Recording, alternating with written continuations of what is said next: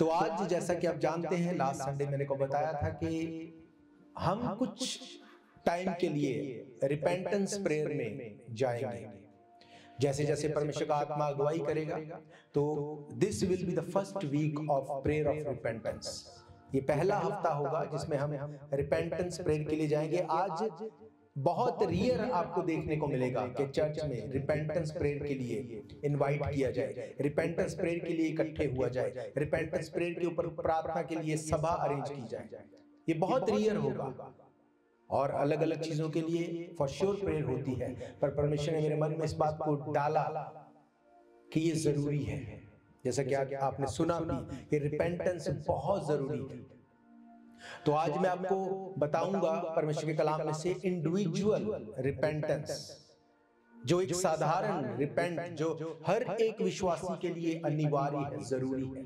इसको अलग अलग भागों में हम देखेंगे ताकि आपके ऊपर एकदम से किसी चीज को प्रेशराइज करके आपको ये ना लगे ये बहुत ज्यादा है और आपके वो किसी काम का ना हो, आप भूल जाएं। तो मैं आपको थोड़ा थोड़ा करके आपको बताऊंगा और मैं आपको बताना चाहता हूं कि जरूरी है जब आप चर्च में आए तो आप अपनी बाइबल को लेके आए, आप अपनी नोटबुक को लेके आए, क्योंकि बाइबल क्या कहती है। पहला पत्रस 5:8 में लिखा, शैतान इस आड़ में रहता है, कौन कमजोर है उसको फाड़ खाए।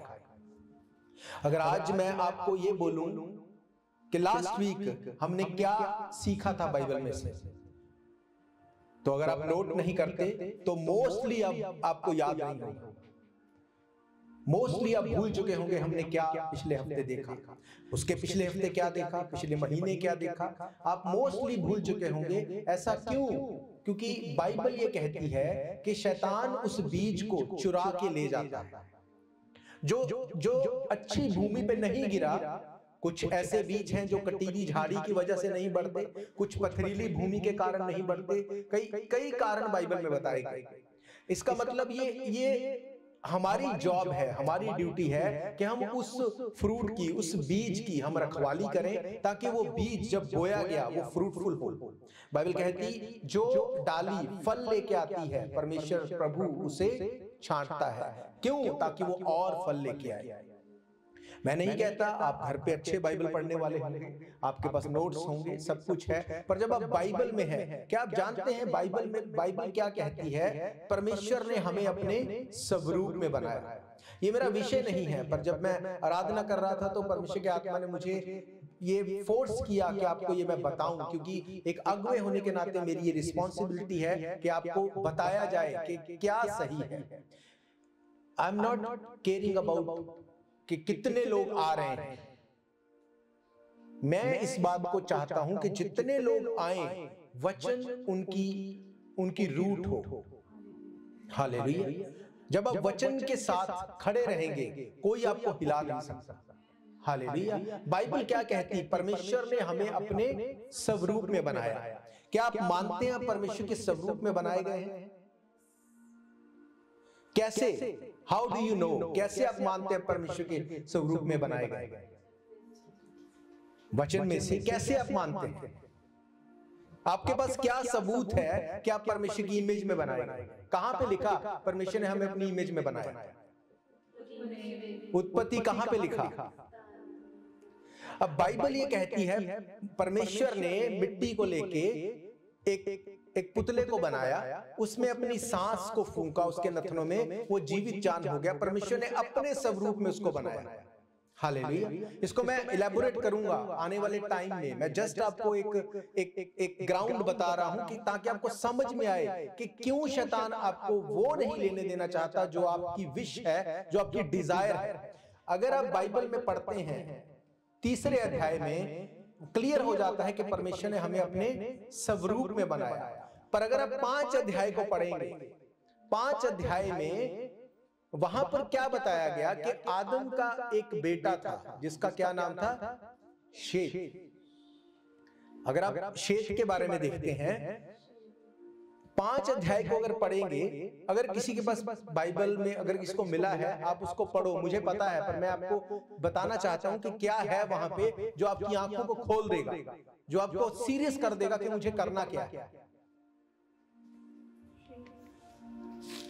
ये आदम की वंशावली का लेख है।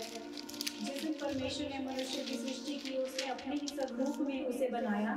जिस दिन परमेश्वर ने मनुष्य की सृष्टि की, तब अपने ही स्वरूप में परमेश्वर ने मनुष्य को। क्या आप इस बाइबल वर्ष के आधार पर कहते हैं कि आप परमेश्वर के स्वरूप में हैं? यही बाइबल बेस है ना, यही आधार है। आप कहते हैं परमेश्वर के हम स्वरूप में हैं, यही है ना आधार। क्या लिखा वहां पे? आदम की वंशावली यह है, जब परमेश्वर ने मनुष्य को की सृष्टि की तो अपने ही स्वरूप में उसको। आप किसकी संतान है? बेसिकली आदम की संतान है, ऐसे ही है ना? ओके।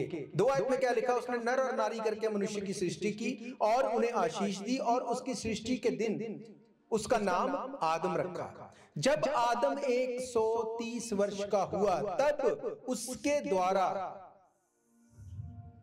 तब उसके द्वारा उसकी समानता में उसी के स्वरूप के अनुसार उसका एक पुत्र। आप क्या डायरेक्ट आदम से आप निकले हैं? आदम के बाद उसके वंशज, फिर आप उनके वंशज। अब जब आदम को परमेश्वर ने अपने स्वरूप में बनाया, आदम ने पाप किया, उसका स्वरूप कट हो गया वहां से। अब उसके बाद शेत परमेश्वर के स्वरूप में नहीं है। हालेलुया। वो परमेश्वर के स्वरूप में नहीं है, वो आदम के स्वरूप में है। आदम कौन? जो पाप में गिर चुका है। अब आप कैसे कह सकते हैं आप परमेश्वर के स्वरूप में हैं? थ्रू हिज ब्लड, उसके ब्लड के द्वारा, उसके बलिदान के कारण आप उसके फिर से स्वरूप में। आपको एक स्टडी दूंगा इसके ऊपर, एक डीप स्टडी है।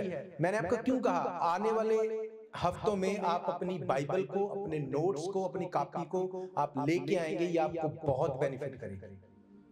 क्योंकि जो वचन आप यहां से सुनते हैं एवरी वीक, परमेश्वर की ग्रेस है कि ये वचन आपको बढ़ाता है। आप ये नहीं सुनते कि कैसे यीशु मसीह ने जन्म लिया, फिर अब्राहम ने क्या किया। आप परमेश्वर के रेवलेशंस को देखते हैं एवरी वीक। ये परमेश्वर की प्योर ग्रेस है। हालेलुया। मैं आपको बताऊंगा आने वाले टाइम में कि कैसे क्या क्या चीजें इसमें और गहराई से छिपी हुई है। अगर आप सिर्फ यही 5 अध्याय की पहली आयत आपका बेस है कि हम परमेश्वर के स्वरूप में हैं, आप डेंजर में, आप स्वरूप में नहीं हैं। क्योंकि वो स्वरूप शेत के टाइम पे खत्म था। शेत जो था वो आदम का स्वरूप था, परमेश्वर का स्वरूप नहीं था। अब आप परमेश्वर से जब आदम आया, आप अगर तो वो पाप ना करता तो वो जो उसकी इमेज थी वो कैरी करता, पर वो इमेज वहां पे कट ऑफ हो गई। फिर शेत आदम के स्वरूप में, और आदम कहां से निकला? जब उसने पाप किया, वो ब्लड लाइन में वो पाप चलता गया और उससे शैतान को कोई प्रॉब्लम नहीं। जब तक यीशु मसीह ने आकर क्या कहती है बाइबल कि यीशु मसीह ने जी उठ के क्या कहा? अब मौत और अधोलोक की कुंजियां, कौन सी कुंजियां? जो आदम ने उस अदन की वाटिका में खो दी थी। हालेलुया। तो जब आप वचन को सुनते हैं, ये स्वाभाविक बात है, आप वचन को सुनेंगे आप भूल जाएंगे।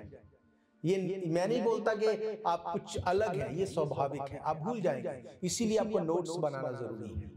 जब मैं आज भी अपने 10 साल पुराने नोट्स कई बार निकाल के मैं पढ़ता हूँ, 20 साल पुराने। क्यों? क्योंकि वो इनकरेज करती हैं, वो चीजें आपको कनेक्ट करके रखती हैं। हालेलुया। जब आप इस तरह से देखो, जब आप चर्च में आते हैं, शैतान आपसे नहीं डरता अगर आप परमेश्वर के स्वरूप में नहीं हैं। शैतान आपसे क्यों डरता है? जब वो आप में प्रभु यीशु मसीह की इमेज देखता है, वो तब आपसे डरता है। वो इसलिए नहीं डरता कि आप चर्च आए। कितने लोग ऐसे चर्च में आते हैं जो चर्च में भी आते हैं, चोरी भी करते हैं, व्यभिचार भी करते हैं, गलत संगति में भी। कितने ऐसे लोग हैं, आप मुझसे बेहतर जानते हैं, और उनकी लाइफ बद से बदतर है। वो खुद जानते इस बात। क्या शैतान उनसे डरता है? नहीं। बाइबल ये कहती है कि परमेश्वर ने हमें एक सिस्टम बना के दिया। अगर आप उस सिस्टम को ऑनर करेंगे, परमेश्वर आपको ऑनर करेगा। आप वचन के प्रति कितना सीरियस है। ओके, मैं आपको एक होमवर्क देता हूं। हम बात कर रहे थे अभी आते हुए रेवलेशन की किताब जो है, प्रकाशित वाक्य एक ऐसी किताब है, अगर सिर्फ उसको पढ़ते हैं आप ब्लेस्ड हो जाते हैं। ये लिखा है वहां पे, बाइबल कहती है जो इसको पढ़ता है वो ब्लेस्ड हो जाता है। मैं बात कर रहा था अपनी वाइफ से, मैं कभी भी रेवलेशन की किताब को कभी भी मैं मिस नहीं करता। जब पहले चैप्टर से शुरू करके 22वें चैप्टर तक खत्म हुआ, फिर पहले चैप्टर से 22 एवरी डे और अनदर डे, क्योंकि मैं नया नियम और पुराना नियम दोनों को इकट्ठे करके मैं पढ़ता हूं। तो जब आप वचन को सीरियसली लेते हैं, वचन आपको सीरियसली लेता है। हालेलुया। अब प्रकाशित वाक्य की 19 चैप्टर को आपको घर जाके पढ़ना है। रेवलेशन के 19 चैप्टर को आपको घर पे जाके पढ़ना है। और नेक्स्ट वीक मैं आपसे पूछूंगा कि आपको क्या उसमें से एक्साइटेड लगा, क्या ऐसा लगा कि आपके दिल को बहुत आप खुश हो गए, कि जैसे होता है ना कि बटरफ्लाई उड़ने लगे, ऐसी कौन सी वर्स आपको क्लिक की, आप मुझे बताना नेक्स्ट वीक। और मैं आपको सही कह रहा हूं, जिस दिन आप अपनी बाइबल और अपने नोट्स को लेके आप बाइबल को पढ़ना शुरू करोगे, आपकी स्पिरिचुअल लाइफ चेंज हो जाएगी टोटल। किसी के हाथ रखने से लाइफ चेंज नहीं होती, किसी के वर्ड्स बोलने से लाइफ चेंज नहीं होती। लाइफ चेंज तब होती जब आप परमेश्वर के वचन से सीरियसली प्यार करते हैं। आप कितना सीरियस हैं। आप यहां से अमेरिका जा रहे हैं, आप बहुत, आपको अमेरिका अच्छा लगता है, आप बहुत डेडिकेटेड हैं अमेरिका के प्रति, बहुत आपको बहुत बड़ा आपका अच्छा वहां पे रिलेशन है, सब कुछ है। अगर जाते हुए अपना पासपोर्ट आप घर पे छोड़ के चले जाए, क्या आपको एंटर होने दिया जाएगा? अगर आप अपनी पासपोर्ट ले जाएं, टिकट घर पे भूल जाएं, क्या आपको एंटर होने दिया जाएगा? सीरियस हैं वो लोग हर चीज में, हर चीज में, हर डॉक्यूमेंट आपके पास होना चाहिए। आज आपने गवाही को सुना, परमेश्वर ने भाई को सिटीजनशिप से ब्लेस किया, उसको पूछ के देखो क्या वो वैसे ही चला गया और जाके सिटीजनशिप लेके आ गया? उसने एग्जाम दिया होगा, उसने डॉक्यूमेंट दिखाए होंगे, जब सब कुछ क्लियर हो गया तब भी आइडेंटिटी चेक की गई होगी, बहुत कुछ हुआ होगा। क्यों? क्योंकि उनको पता है ये सीरियस काम है, ये कोई जोक नहीं। पर वचन को आज विश्वासी लोग जोक की तरह लेते हैं। दैट्स ओके, चलेंगे आराम से। आज तो 1 घंटा पीछे हो गया, आज तो 1 घंटा एक्स्ट्रा था, तो कहां आपने उसको स्पेंड किया? ये आज आपको मैं पूछ रहा हूं, आपको अच्छा नहीं भी लगेगा, कोई बात नहीं, है ना, कल को आप भूल जाएंगे, फिर से अगले हफ्ते आएंगे या जो भी है। पर इमेजिन करो जब आप यीशु मसीह के सामने खड़े होंगे, वहां पे 1 घंटे का हिसाब नहीं पूछा जाएगा, वहां हर सेकंड का हिसाब पूछा जाएगा, एवरी मिनट। क्या किया आपने तब? एक भाई बता रहा था चर्च में, वो बोलता है आपने अबोध्या की किताब पढ़ी, आपने सपन्या की किताब पढ़ी? तो लोग ऐसे देख रहे हैं कि ये कहां पे क्या हो गया, ये क्या पूछ लिया। तो वो क्या बोल रहा था, उसने कहा जब तुम स्वर्ग में बोलते हो मैं जाऊंगा, जब तुम अबोध्या से सपन्या से मिलोगे तो बोलेगा भाई मेरी किताब पढ़ी तुमने? आप बोलेगे तू कौन है भाई, ये कहां पे है? तो बोलेगा मैंने तो 1 चैप्टर लिखा, एक सिर्फ पेज, तूने वो भी नहीं पढ़ा। कितना एम्बैरस होगा वहां पे, आप सोचो कितना एम्बैरसमेंट होगी वहां पे। आपको बाइबल नहीं पता और आप विश्वासी हैं कितनी देर से, 5 साल से, 10 साल से। आपको नींद नहीं आनी चाहिए, आपके क्वेश्चन होने चाहिए। हम रखेंगे आने वाले टाइम में एक सेशन, क्वेश्चन आंसर सेशन। आप क्वेश्चन लेके आएंगे और हम अब देखो जो कुछ चर्च में ऑनलाइन सब कुछ होता था वो बंद कर दिया हमने, हम वो नहीं करते, क्योंकि बाइबल क्या कहती है, तुम अपने धर्म के काम लोगों को दिखाने के लिए मत करो। We are not concerned about those people who doesn't care about the word. हम उनके लिए हम कंसर्न, हमें कोई जरूरत नहीं किसी को दिखा, बहुत कुछ दिखाया जा रहा है। अगर किसी ने मन फिराना है तो उसको देखो और इनफ है, इनफ जो हमारे पास है। बाइबल कहती है जो कुछ तेरे पास है उसको थाम के रख। हालेलुया। तो मैं ये चाहता हूं अगर आप इस चर्च के साथ जुड़े हैं, इस चर्च का हिस्सा हैं, तो you will not only be a believer, you will be a disciple. Hallelujah. तो आने वाले टाइम में देखो एक और चीज है, बाइबल क्या है? बाइबल को सिर्फ बाइबल नहीं हम बोलते, हम क्या बोलते हैं? होली बाइबल, पवित्र बाइबल। अगर आप बाइबल नहीं लेके आते, आपका डिवाइस होली नहीं है। आजकल तो बिल्कुल ही नहीं। वही डिवाइस को लोग वॉशरूम में भी लेके जाते हैं, वही सब कुछ उस पे चलता है और वही आप बोलते हैं। कैसे आपसे बात करेगा परमेश्वर? अगर परमेश्वर आपसे बात नहीं कर रहा, समथिंग रॉन्ग, कुछ गलत है। मैं नहीं चाहता कि आप हाथ खड़ा करो किससे परमेश्वर ने बात नहीं की है कि नो, इट्स एम्बैरेसिंग। बाइबल कहती है पवित्र आत्मा किसी को शर्मिंदा करने के लिए कभी भी नहीं बुलाया गया, कभी भी किसी को शर्मिंदा वो नहीं करता, पर आप बेहतर जानते हैं। हालेलुया। सीरियस कितने हैं आप वचन में, ये इस बात को डिसाइड करेगा कि आप कहां तक जाएंगे। हम बहुत करीब हैं यीशु मसीह के आगमन के, बहुत करीब। आज वो हो रहा है जो बाइबल में यीशु मसीह ने मुंह से बोला। मत्ती 24 उठा के देखो, उसने बोला मेरे नाम से लोग आएंगे, लोग भरमाए जाएंगे, चिन्ह चमत्कार ऐसे होंगे तुम सोच नहीं सकते। आज हो रहा है सब कुछ, आज सब कुछ हो रहा है। तो मेरी ये आपसे रिक्वेस्ट है, वचन से प्यार करो, बाइबल को पढ़ो, बाइबल को साथ लेके आओ, नोटबुक साथ लेके आओ। क्योंकि अगर मैं ये बोलूं कि भाई अपनी बाइबल दिखाओ, बहन अपनी बाइबल दिखाओ, क्या पढ़ रहे हो, क्या कर, वो एम्बैरेसमेंट लगेगा। पर सोचो अगर अभी रैप्चर हो जाए और यीशु मसीह जब पूछे कि भाई एक भी क्वेश्चन वो पूछ ले, तो फिर क्या जवाब होगा? Hallelujah. Be serious, be serious. Hallelujah. तो इसमें हम बात करेंगे फिर कभी, पर आज जो हमारा विषय है हम उसके ऊपर बात करेंगे। रिपेंटेंस कितनी जरूरी है, कितनी इंपॉर्टेंस है रिपेंटेंस।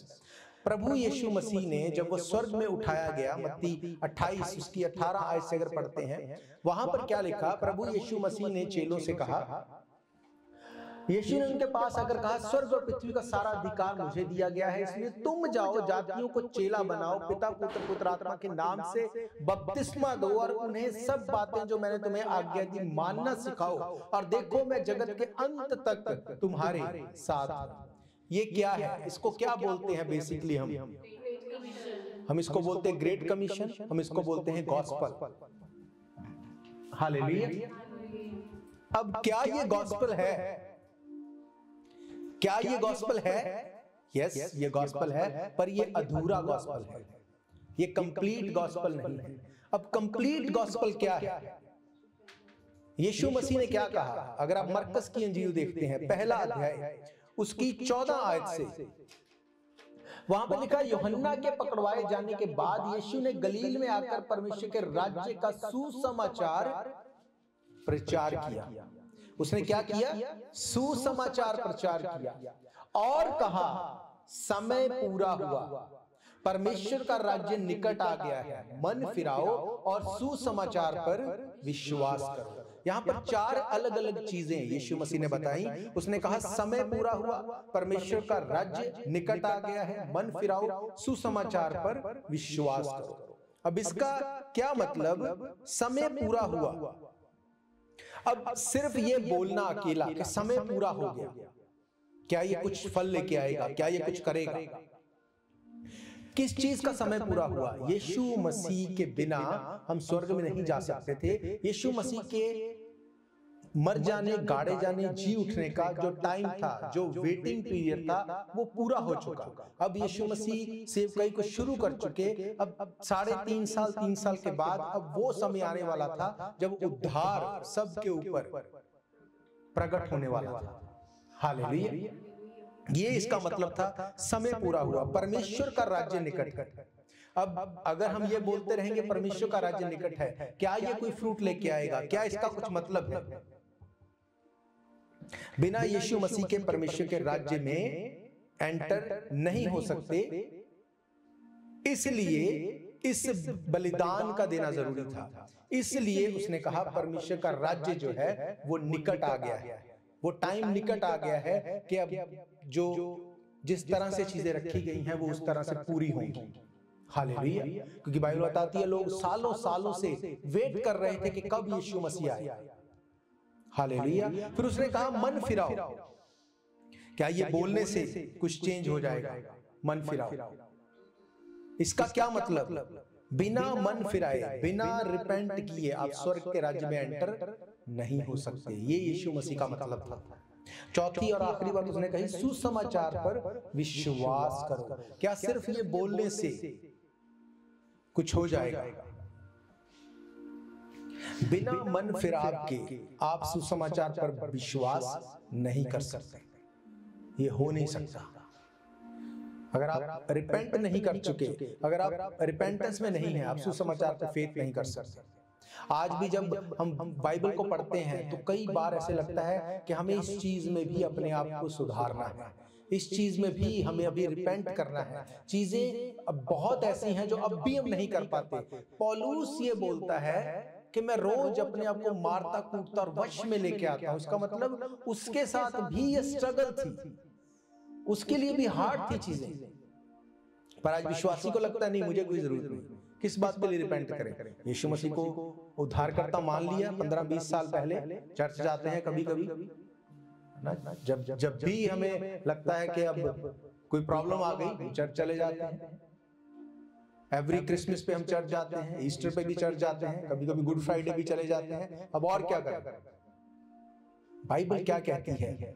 बाइबल कहती है जब तक तुम एवरी डे वचन के साथ नहीं जुड़ोगे, तुम्हें अपनी लाइफ को तुम मिरर की तरह नहीं देख सकते। इसीलिए पौलुस कहता है मैं किसी के द्वारा जांचा नहीं जाता, मैं खुद अपने आप को जांचता हूं एवरी डे। हालेलुया। रिपेंटेंस जो है वो कैसे आपकी लाइफ में काम करती है, ये कितनी इंपॉर्टेंट है। अगर आप लूका रचित सुसमाचार देखते हैं, लूक चैप्टर 13,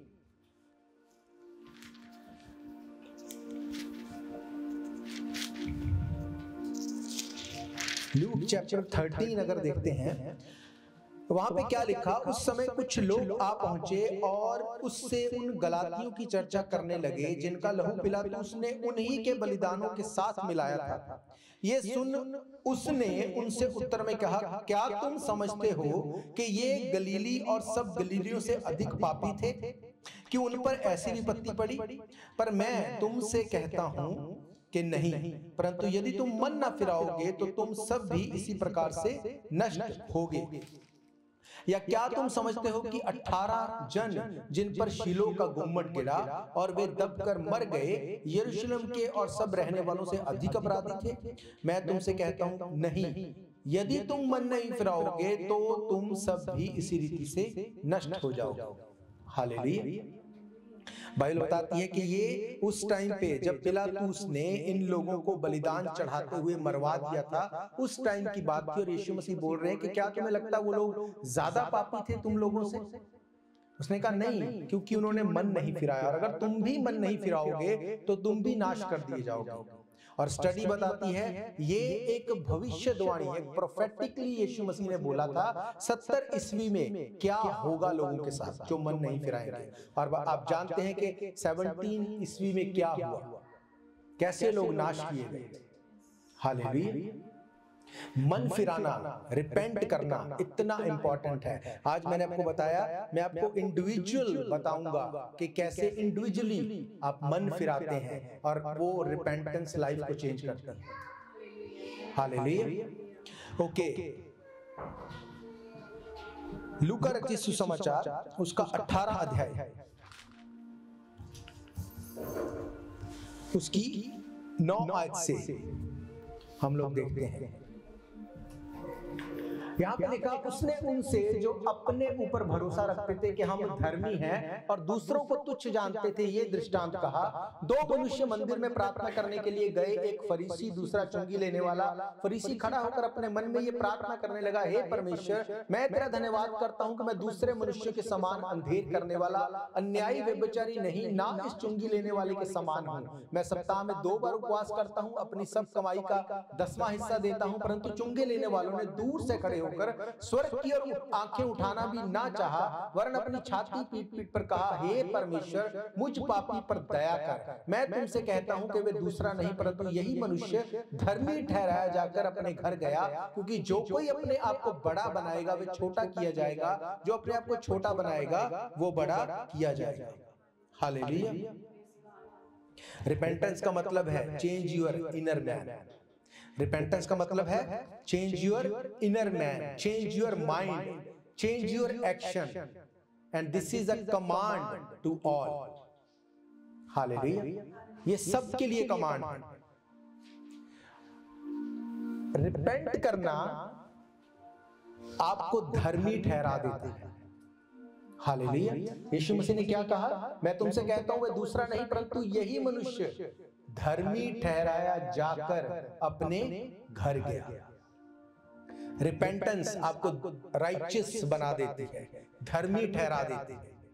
हालेलुया, और वो आपको परमेश्वर की नजर में बड़ा बना देती है। क्या कहा यीशु मसीह ने? क्योंकि जो कोई अपने आप को बड़ा बनाएगा वो छोटा किया जाएगा, और जो कोई अपने आप को छोटा बनाएगा वो बड़ा किया जाएगा।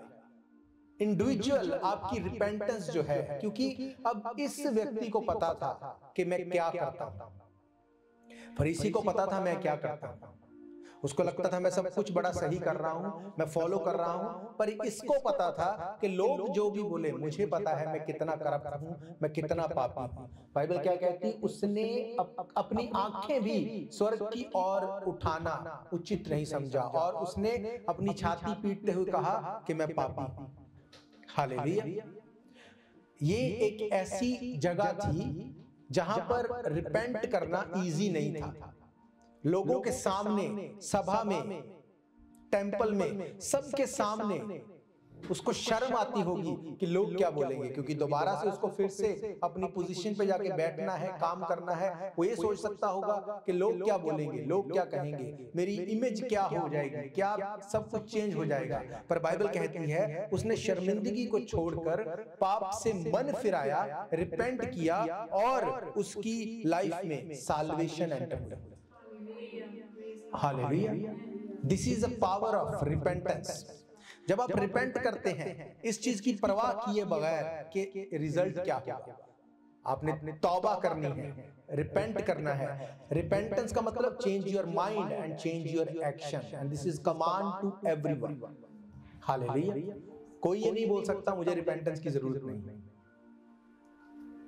अब लूका 7 उसकी 36 आयत से हम देखते हैं। लूक चैप्टर 7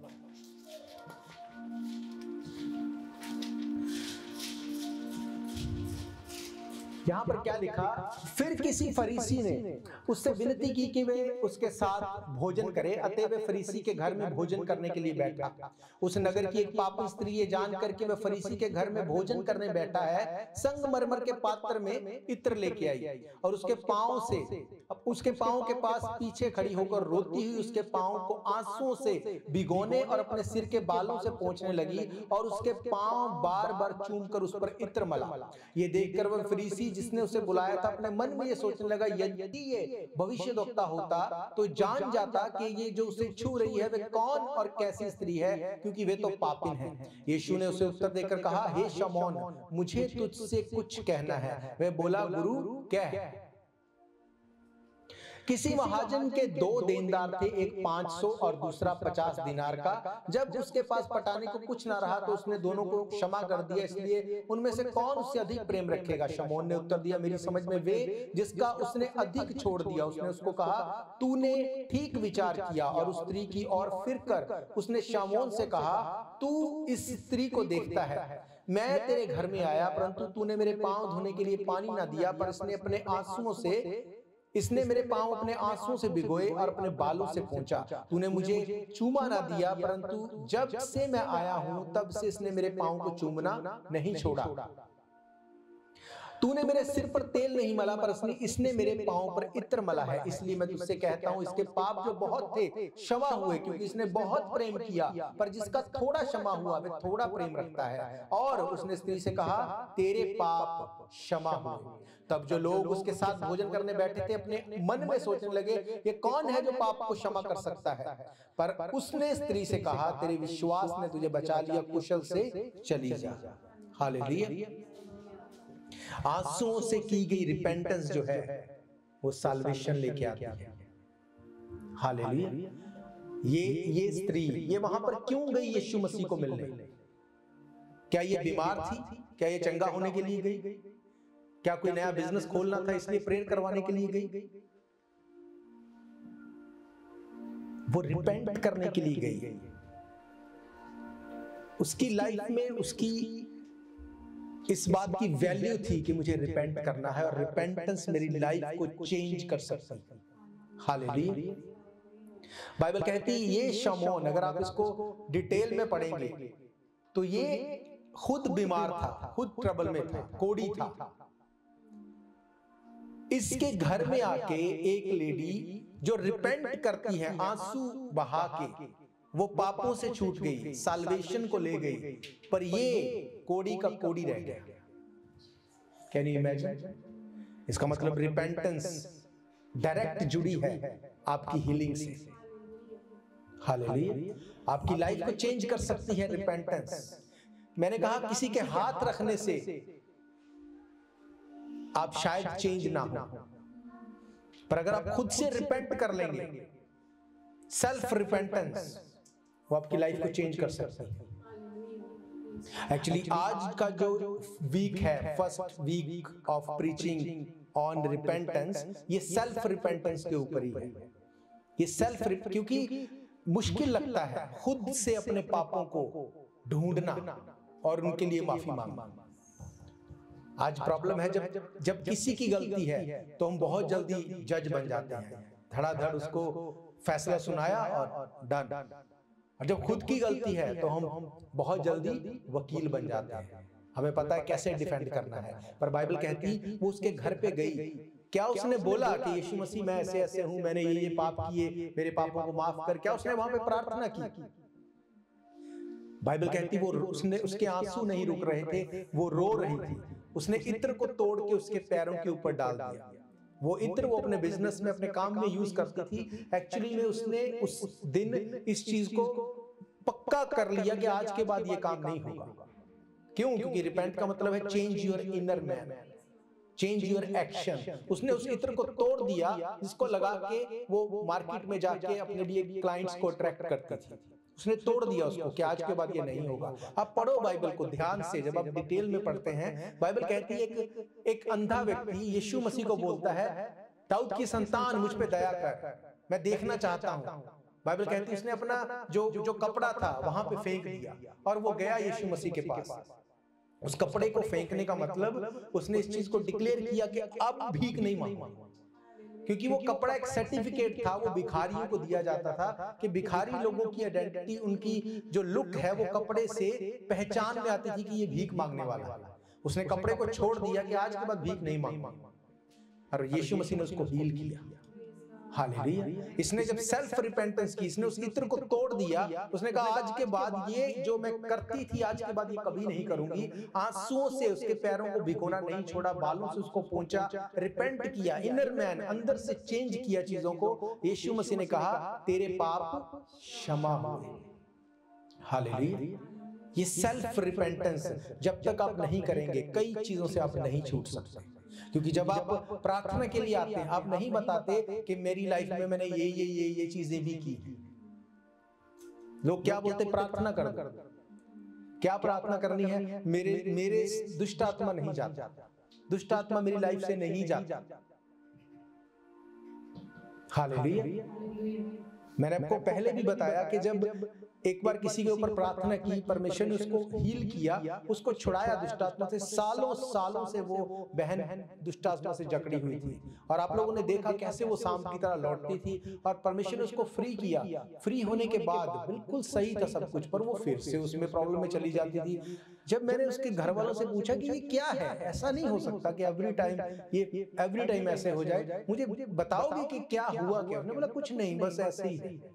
मैंने उसको बोला ऐसा नहीं है, मैं अपने परमेश्वर को भी जानता हूं, मैं खुद को भी जानता हूं कि हम किस परमेश्वर को सर्व करते हैं। इसके पीछे आपने एक ऐसा ग्राउंड दे रखा है डेविल को कि वो नहीं जाना चाहता। फिर उन्होंने बताया थोड़ा सा कि अच्छा ऐसे है ये वो, पर फिर उसके बाद उन्होंने रिफ्यूज कर दिया कि इसको हमें रिमूव नहीं करना।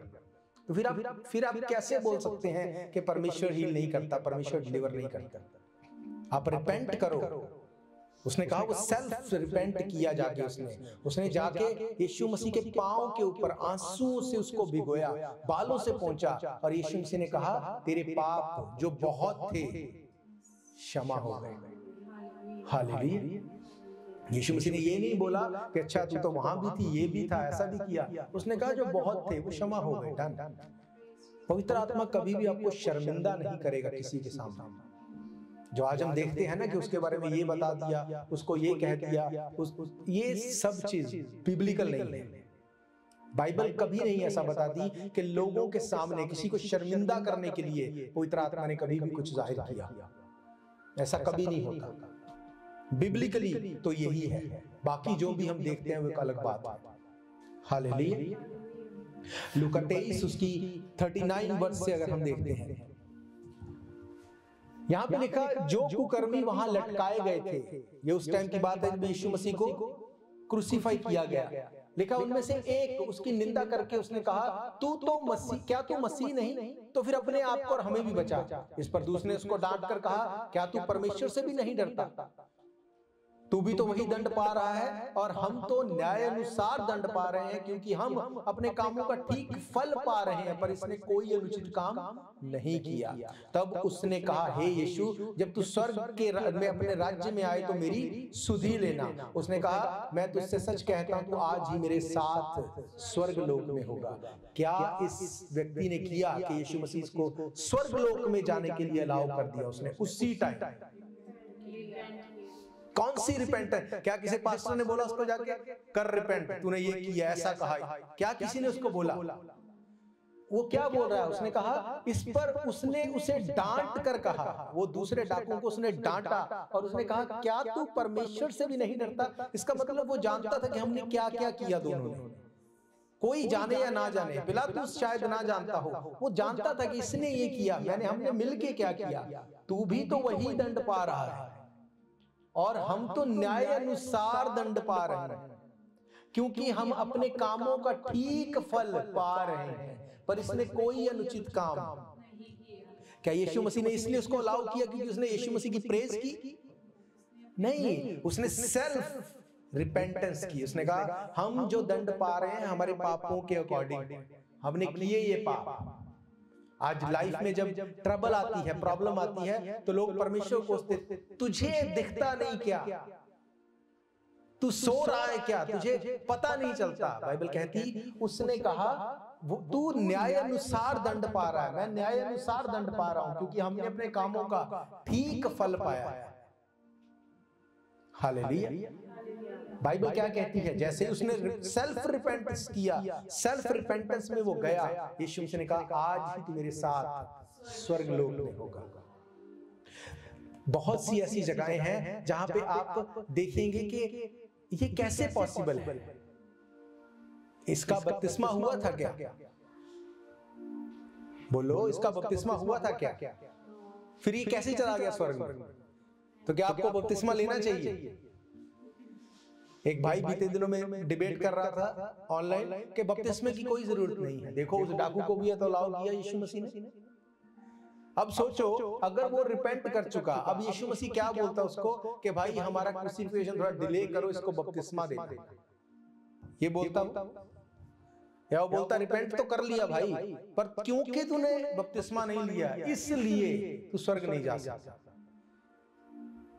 बपतिस्मा मस्ट है, जरूरी है। बिना बपतिस्मा के आप स्वर्ग नहीं जा सकते, पर इसके पास बपतिस्मे का समय नहीं था। हालेलुया। इसलिए यीशु मसीह ने उसको अलाउ किया। पर उसने क्या कहा उसको? हम न्याय अनुसार दंड पा रहे हैं। जो आपकी लाइफ में हो रहा है, आप अपनी लाइफ में सोचो, जो आपके साथ चल रहा है इसका कौन जिम्मेवार है? अच्छा हो रहा है या बुरा हो रहा है, इसका जिम्मेवार कौन है? क्या आप खुद इसके जिम्मेवार नहीं? जो कुछ आपके साथ हो रहा है क्या उसके जिम्मेवार आप खुद नहीं हैं? अगर आप अच्छी जगह पे हैं, आपने उस तरह से काम किया है, आपने उस तरह से मेहनत की है। अगर आप किसी ट्रबल में हैं, तो वो ट्रबल आप खुद लेके आए हैं अपने ऊपर। आपने वचन को तोड़ा है, आपने परमेश्वर के साथ फेथफुलनेस नहीं दिखाई, आपने वो किया जो वचन ने मना किया, इसलिए आप ट्रबल में। Simple is that. ये लोग बोलते नहीं है क्योंकि उनको लगता है लोगों को बुरा लग जाएगा, पर अगर आपको बुरा लग के आप सुधर जाओ और स्वर्ग में चले जाओ, ये उससे ज्यादा अच्छा है कि आपको बुरा ना लगे और आप नरक में चले जाओ। हालेलुया। ये सेल्फ रिपेंटेंस है, आप सेल्फ रिपेंट कर सकते हैं। ये मैंडेटरी नहीं है कि आपके ऊपर हाथ ही रखा जाए तभी आप छुटकारा पाएंगे, नहीं, आप सेल्फ रिपेंटेंस में जाके अपनी सैल्वेशन को ले सकते हैं। हालेलुया। मन फिराने वाला वो व्यक्ति पाप को पब्लिकली उसने माना, पब्लिकली उसने बोला कि हम पापी हैं, हमने जो किया उसका हम दंड ले रहे हैं।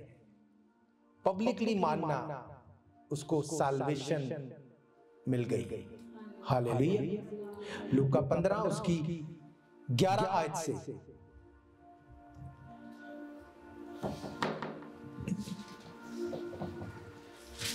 लूका 15 उसकी 11 आयत।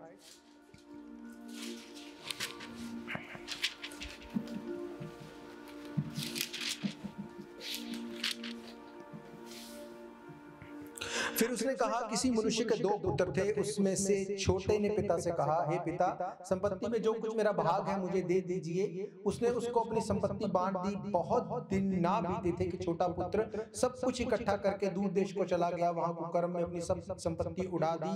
जब वहां से सब कुछ खर्च हो चुका तो देश में अकाल पड़ गया, वे कंगाल हो गया। इसलिए वे उस देश के निवासियों में से एक के यहाँ जा पड़ा और उसने उसके खेत में सूअर चराने के लिए उसको भेजा। जब वे चाहता था कि उन फलियों को जिन्हें सूअर खाते हैं अपना पेट भरे, और उसे कुछ नहीं देता था। जब वे अपने आपे में आया तो कहने लगा, मेरे पिता के कितने ही मजदूरों को भोजन से अधिक रोटी मिलती है और मैं यहाँ भूखा मर रहा हूँ।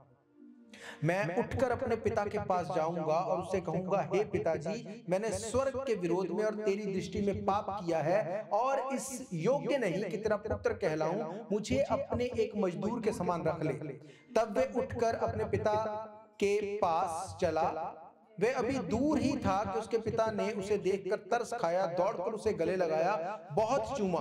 पुत्र ने उससे कहा, पिताजी, मैंने स्वर्ग के विरोध में और तेरी दृष्टि में पाप किया है और इसे योग्य नहीं कि मैं पुत्र कहलाऊं। परंतु पिता ने अपने दासों से कहा, झट अच्छे से अच्छा वस्त्र निकालकर उसे पहनाओ और उसके हाथ में अंगूठी और पांव में जूतियां पहनाओ और पला हुआ बछड़ा लाकर मारो, और ताकि हम सब खाएं और आनंद मनाएं। क्योंकि मेरा ये पुत्र जो मर गया था जी उठा है, खो गया था मिल गया है। वे सब आनंद करने लगे। हालेलुया। बाइबल कहती है ये वो व्यक्ति था जिसने अपना हिस्सा उड़ा दिया, कुकर्म में सब कुछ फिनिश कर दिया। अब एक टाइम ऐसा आता है जब अपनी लाइफ में हर एक को रियलाइज होता है कि मैंने जो किया मैंने गलत किया। आज लोग वचन सुनते हैं, उनको अपने पाप नजर आते हैं, उनको लगता है मैंने ये गलत किया।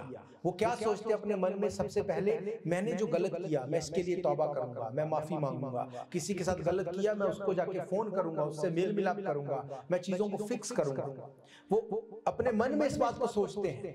पर जैसे ही वो यहां से निकलते हैं, जैसे ही वो परमेश्वर की हुजूरी से बाहर जाते हैं, उनको लगता है दैट्स ओके, रात गई बात गई, भूल गए। वो चर्च में था, मैं इमोशनल हो गया। इसलिए मैंने कहा वचन को लिखना, उसको मेडिटेट करना बहुत जरूरी है, वचन को पढ़ते रहना बहुत जरूरी है। बाइबल क्या कहती है, जब उसको ये रियलाइज हुआ, अब अगर आपको इसकी स्टडी में जाएंगे, वहां पे क्या लिखा, उसने कहा वो खाने वाला था जो सूअरों का फूड था। अगर वो सूअरों का फूड खा लेता तो सिचुएशन और बदतर हो जाती। पर बाइबल कहती है खाने से पहले उसने ये सोचा कि ये मैं क्या करने वाला हूं, मैं अपने पिता के घर में जाऊंगा, मैं अपने रिपेंटेंस के लिए उसको बोलूंगा। मैं क्या कहूंगा कि पिता, मैंने तेरे विरोध में और स्वर्ग के विरोध में मैंने पाप किया। ये क्या किया उसने? Self repentance. मन में बात आई, दिमाग में आई, और जब दिमाग में आई और उसने उसको अप्लाई किया, जैसे ही वो पिता के घर पे गया, पिता ने उसको देखा, उसे चूमा, उसे गले लगाया। अगर वो ये नहीं भी बोलता तो क्या होता? क्या पिता उसे निकाल देता? नहीं। पर आप देखो, आप 18 आयत और 21 आयत दोनों को मिला के देखो, एक भी वर्ड का फर्क नहीं वहां। उसने एग्जैक्टली वही बोला। उसने, पुत्र ने उससे कहा, पिताजी, मैंने स्वर्ग के विरोध में और तेरी दृष्टि में पाप किया है। उसके मन में क्या आया था? क्या बोलूंगा? मैंने तेरे और स्वर्ग के विरोध में पाप किया है। जो उसको उस टाइम पवित्र आत्मा ने कन्विक्ट किया, सेम चीज उसने जाके वही, बिल्कुल सेम चीज उसने वहां जाके अप्लाई की। और जब उसने ऐसा किया छुटकारा उसकी लाइफ में एंटर हुआ। हालेलुया। उसका बाप क्या बोलता है? मेरा पुत्र जो मर गया था वो जी उठा है, मेरा पुत्र जो खो गया था वो मिल गया। आप इमेजिन करके देखो, आपकी कोई चीज खो जाए आपको दुख होगा, पर जब आपको वो मिल जाए, आपकी बहुत कोई इंपॉर्टेंट चीज हो, जब मिल जाए तो आपको कैसा लगेगा?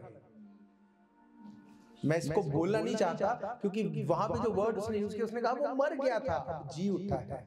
सोचो, किसी का कोई रिलेशन मर चुका है, किसी का कुछ ऐसा बिजनेस, कोई पैसा, कोई चीज ऐसी मर चुकी है जिसकी कोई उम्मीद नहीं जिंदा होने की। जब वो उसको जिंदा होकर नजर आएगी, उसकी लाइफ का क्या बनेगा, उसका क्या हाल होगा। हालेलुया।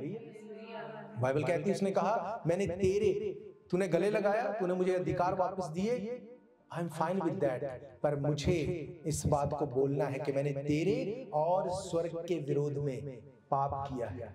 तेरे नहीं, स्वर्ग के विरोध में भी मैंने पाप किया। क्योंकि बाइबल क्या कहती, तू अपने माता और पिता का आदर कर। उसने कहा मैंने सिर्फ तेरे नहीं, मैंने स्वर्ग के विरोध में पाप किया। आज लोगों को रियलाइज नहीं होता कि हम पाप कर रहे हैं। स्वर्ग को तो छोड़ो, धरती का रियलाइज नहीं होता।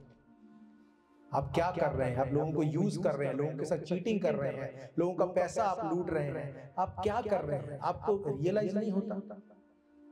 स्वर्ग तो बड़ी बात की बात है, आपको धरती पे रियलाइज नहीं होता। और बाइबल क्या कहती है? क्लियरली लिखा, जो तुम धरती पर बांधोगे वो स्वर्ग में बंध जाएगा। इसलिए आपको धरती पे रिपेंटेंस चाहिए ताकि स्वर्ग से चीजें रिलीज हो। हालेलुया। अगर आप धरती से ब्लेसिंग चाहते हैं, वो बिना स्वर्ग के नहीं मिल सकती, आपको धरती पे खोलना पड़ेगा। उसने कहा मैंने तेरे और स्वर्ग के विरोध में पाप किया है। हालेलुया। अपने दिमाग में आपको इस बात को रखना है, बिना रिपेंटेंस के बहुत सी चीजें आपकी लाइफ में कभी भी एंटर नहीं होंगी। लूका 5 अध्याय उसकी 27 आयत को अगर आप देखते हैं, लूक 5 वर्स 27, वहां पे लिखा है, इसके बाद मैं बाहर गया, लेवी नाम एक चुंगी लेने वाला और चुंगी की चौकी पर बैठा देखा और उससे कहा मेरे पीछे हो लो। तब वे सब छोड़कर उठा और उसके पीछे हो लिया। तब लेवी ने अपने घर में उसके लिए एक बड़ा भोज दिया, चुंगी लेने वालों की, एक अन्य लोगों की, और जो उसके साथ भोजन करने बैठे थे बड़ी भीड़ वहां पर थी। इस पर फरीसी और उनके शास्त्री उनके चेलों में से ये कहकर कुड़कुड़ाने लगे, तुम चुंगी लेने वाले और पापियों के साथ क्यों खाते पीते हो? यीशु ने उनको उत्तर दिया, वैद्य भले चंगों के लिए नहीं परंतु बीमारों के लिए आवश्यक है। मैं धर्मियों को नहीं परंतु पापियों को मन फिराने के लिए बुलाने आया। हालेलुया। उसने कहा मैं पापियों को बुलाने आया। आज लोग उसकी बुलाहट को मिस कर देते हैं। लोगों को लगता है नहीं, हम ये नहीं करेंगे। अगर हम कहां पापी थोड़ी हैं, यीशु मसीह हमारे लिए मर गया, गाड़ा गया, जी उठा, हमने बपतिस्मा ले लिया, अब काहे कि अब जो मर्जी करो, अब हमारे पास लाइसेंस मिल गया सब कुछ गलत करने का। यीशु मसीह ने कहा मैं पापियों को मन फिराने के लिए बुलाने। आप सोचो, यीशु मसीह आपको बुला रहा है, वो आपको आवाज लगा रहा है, आप बोलते नहीं मुझे नहीं सुनता, मुझे सुनाई नहीं दिया। इसीलिए यीशु मसीह ने क्या कहा, मेरी भेड़ मेरी आवाज को किस सुनती है? उसने कहा पहचानती, उसको पता है मेरी आवाज कैसी है, उसको पता है कि ये कौन है जो मुझे बुला रहा है। जब भी कुछ भी बिब्लिकल नहीं होगा और आपकी लाइफ में एंटर करेगा, आप एकदम से अलर्ट हो जाएंगे। This is not for me. Doesn't matter वो क्या है, वो बड़ा है, वो छोटा है, वो फायदा है, वो नुकसान है, this is not for me, that's it. आपको सामने पड़ा $1,00,000 मिल जाए, आपको पता है ये मेरा नहीं है, आप उसको नहीं ले सकते। आपके सामने कितना भी बड़ा मौका पाप करने का क्यों ना हो, आप बोलेंगे नहीं बिब्लिकली ये नहीं बाइबल बताती, ऐसा मुझे नहीं करना, मुझे किसी के लिए ये चीज नहीं रखनी। नो मैटर व्हाट, कुछ भी हो जाए, रिजल्ट की परवाह किए बगैर जब आप वचन पे खड़े रहते हैं, इसका मतलब क्या, आप यीशु मसीह की आवाज को रिस्पॉन्स कर रहे हैं। हालेलुया। उसने बुलाया और आपने रिस्पॉन्स किया, फिर आप बुलाएंगे, क्या वो रिस्पॉन्स नहीं करेगा? उसने कहा जिसने मेरे लिए इस धरती पर घर, परिवार, बच्चे, माँ बाप, पैसा, धन, दौलत, ऐसा कोई नहीं जिसने छोड़ा हो और उसको 100 गुना ना मिला। हालेलुया। पर अब बात यह है कि क्या कभी आपने इनिशिएट लिया कि मुझे धर्मी ही रहना है भाई, मुझे अपनी आइडेंटिटी चेंज नहीं करना। आई लोग करते अपनी आइडेंटिटी चेंज, है ना, हमें ये स्टेटस चाहिए, अच्छा हमारा ये था, ये हम पे नहीं लागू होता, कोई बात नहीं, चेंज कर दो, लगा दो असाइलम, कोई फर्क नहीं पड़ता। भाई तू तो एलिजिबल नहीं है, कोई बात नहीं, पेपर लगा दो, ये बना दो, वो कर दो, आइडेंटिटी चेंज कर दे, कोई फर्क नहीं, उनको कुछ नहीं लगता कि क्या ये स्वर्ग के सामने जब जाओगे तुम्हें सपोर्ट करेगा ये। आप वो कर रहे हैं जो बिब्लिकल नहीं है, और आपको लगता है आप परमेश्वर की आवाज को सुन रहे हैं। ये कैसे पॉसिबल है? बाइबल से बाहर जाएंगे, बाइबल कहती है जो बाड़े को तोड़ेगा सांप उसे, इसमें कोई भी भाईचारा नहीं है, कोई भी आप इसमें नहीं देख सकते कि कोई बात नहीं ऐसा कर लेंगे, देखते हैं, नहीं। जब आप इस तरह से रिपेंटेंस में जाते हैं, जब आप इस तरह से परमेश्वर के सामने जाते हैं, आप उसकी आवाज को रिस्पॉन्स करते हैं, वो बुलाता है, आप बोलते हैं यस। शमूएल क्या बोलता था? उसने बोला हे शमूएल, हे शमूएल। वो एकदम से वो बोलता था ये तो एली की आवाज है, जाके फटाफट जाके बोलता था मैं यहाँ पे हूं, मैं यहाँ पे हूं। जब जब परमेश्वर ने आवाज दी अपने लोगों को तो बोलते थे हाँ पिता, हाँ फादर, हम यहाँ पे हैं, हम सुन रहे हैं, बोलो। वो किनको बोलता है? जो सुनते हैं। आप किसी को दो कोई काम, कुछ बोलो करने को, अगर वो करेगा उसको बोलोगे कि यार ये बंदा बड़ा, ये रिस्पॉन्सिबल है, इसी को काम देना चाहिए। अगर आप किसी को बोलते हो ऐसा करो, एक बार बोलते हो, 2 बार बोलते हो, 3 बार, अगर वो नहीं करेगा, मैं तो नहीं उसको दूंगा काम आगे से, मुझे पता है कि ये टाइम वेस्ट है, उसका भी मेरा भी, उसका कोई रिजल्ट नहीं होगा। तो क्या परमेश्वर देगा उसको बार बार बार बार बार बार? नहीं। अगर आप उसकी आवाज को सुनते, बाइबल कहते हैं अपने मन को कठोर, अगर वो बोलता है रिपेंट करो, रिपेंट करो, वो आपसे बेहतर जानता है, बिना रिजल्ट देखे रिपेंट करो। जब आप ऐसा करते हैं चीजें चेंज होती। हालेलुया। मत्ती रचित सुसमाचार 5 अध्याय उसकी 21 आयत को अगर आप पढ़ते हैं, मैथ्यू 5 उसकी 21 आयत, वहां पे लिखा तुम सुन चुके कि पूर्व काल के लोगों से कहा गया कि हत्या न करना, जो कोई हत्या करेगा वह कचहरी में दंड के योग्य होगा, परंतु मैं तुमसे कहता हूं जो कोई अपने भाई पर क्रोध करेगा वह कचहरी में दंड के योग्य होगा। कोई अपने भाई को निकम्मा कहेगा महासंघ सभा में वह दंड के योग्य होगा। जो कहे अरे मूर्ख वह नरक की आग के दंड के योग्य होगा। यदि तू अपनी भेंट वेदी पर लाए और वहां तू स्मरण करे कि तेरे भाई के मन में तेरे लिए कुछ विरोध है, तो अपनी भेंट को वेदी के सामने छोड़ दे, जाकर पहले अपने भाई से मेल मिलाप कर और तब आकर अपनी भेंट चढ़ा। हालेलुया। अपने भाई के प्रति, अपने कोवर्कर के प्रति, अपने उन लोगों के प्रति जो जिनको आपको पता है आपका इनके साथ कॉन्फ्लिक्ट है, अगर आप उसको क्लियर नहीं करते हैं, ये रिपेंटेंस नहीं है। आपको क्लियर करना है उस चीज को। हालेलुया। उसने कहा ऐसा करके तू उन डिफरेंसेस को क्लियर कर सकता है।